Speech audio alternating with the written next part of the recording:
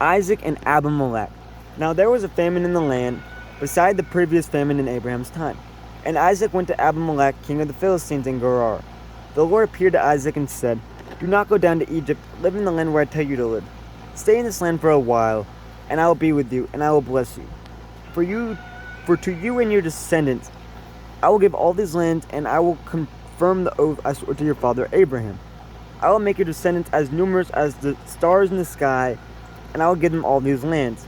And through your offspring, all nations on earth will be blessed, because Abram obeyed me and did everything I required of him, keeping my commands, my decrees, and my instructions." So Isaac stayed in Gerar. When the men of that place asked him about his wife, he said, "She is my sister," because he was afraid to say, "She is my wife." He thought, "The men of this place might kill me on account of Rebekah, because she is beautiful." When Isaac had been there a long time, Abimelech, king of the Philistines, looked down from a window and saw Isaac caressing his wife Rebekah. So Abimelech summoned Isaac and said, "She is really your wife. Why did you say she is my sister?" Isaac answered him, "Because I thought I might lose my life on account of her." Then Abimelech said, "What is this you have done to us? One of the men might well have slept with your wife, and you would have brought guilt upon us." So Abimelech gave orders to all the people, "Anyone who harms this man for his wife shall surely be put to death."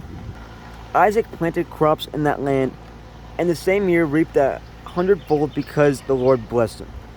The man became rich, and his wealth continued to grow until he became very wealthy.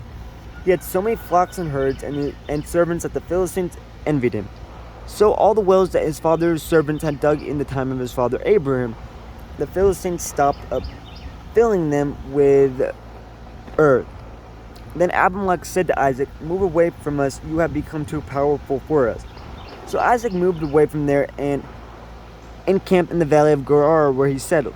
Isaac reopened the wells that had been dug in the time of his father Abraham, which the Philistines had stopped up after Abraham died, and he gave them the same names his father had given them.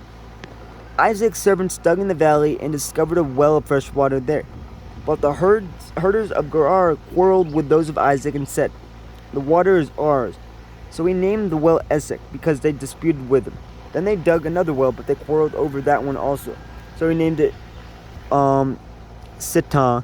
He moved on from there and dug another well, and no one quarreled over it. He named it Rehoboth, saying, "Now the Lord has given us room, and we will flourish in the land." From there he went up to Beersheba. That night the Lord appeared to him and said, "I am the God of your father Abraham. Do not be afraid, for I am with you. I will bless you, and I will increase the number of your descendants for the sake of my servant Abraham." Isaac built an altar there and called on the name of the Lord. There he pitched his tent, and there his servants dug a well.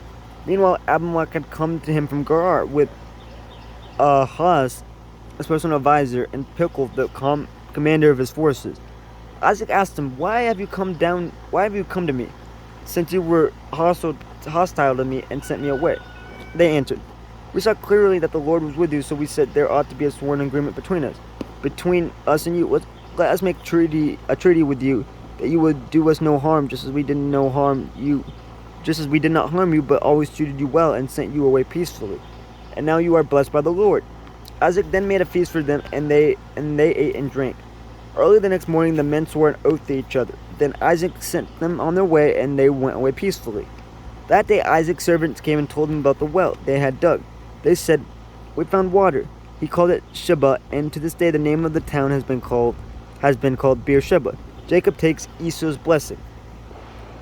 When Esau was 40 years old, he married Judith, daughter of Beeri the Hittite, and also Basemath, daughter of Elon the Hittite. They were a source of grief to Isaac and Rebekah.